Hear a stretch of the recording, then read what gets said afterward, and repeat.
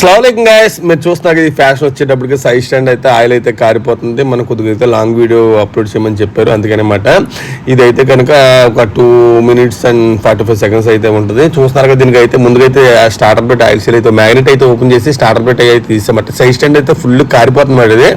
దీనికి వచ్చేటప్పటికి చూస్తాను మొత్తం కంప్లీట్గా అన్నమాట. దీన్ని అయితే ముందుగా తీసేసాం. ఇక్కడైతే ఆయిల్ అయితే బాగా ఎక్కువ కారిపోయింది కదా, దీన్ని అయితే శుభ్రంగా అయితే కొద్దిగా పెట్రోల్ అయితే తీసేసి శుభ్రంగా క్లీన్ చేసుకోవాలి. ఎందుకంటే మళ్ళీ మనం చెక్ చేస్తాం కదా కంపల్సరీ.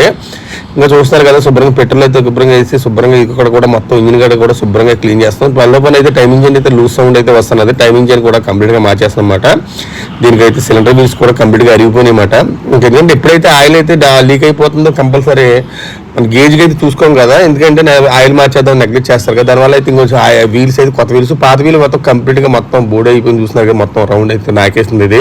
ఇది వేరే విషయం. కంపల్సరీ వచ్చి స్టార్టర్ పెట్టి అయితే శుభ్రంగా తీసుకున్నాం. ఇంకా మొత్తం స్టార్టర్ పెట్టి ఆయిల్ సీల్ మాట. ఇదైతే కిట్ అయితే తీసుకున్నాం మనం శుభ్రంగా. కిట్ మాట ఇది చూస్తున్నారు కదా, కిట్ అయితే తీసుకున్నాం. ఇదైతే తక్కువ ఉంటుంది, పెద్ద రేటు కూడా ఏముండదు.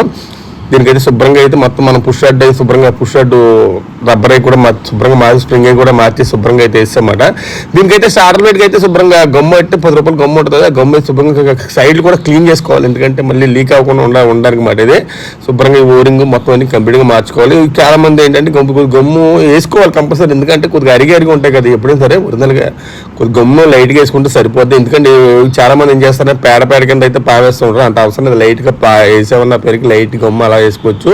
ఇంకా చూస్తారు కదా, స్టార్టర్ ప్లేట్ ఆయిల్ సీల్ అయితే కంప్లీట్గా మొత్తం అన్ని మార్చేసి అయితే మనం శుభ్రంగా అయితే బిగించేసుకోవడమే.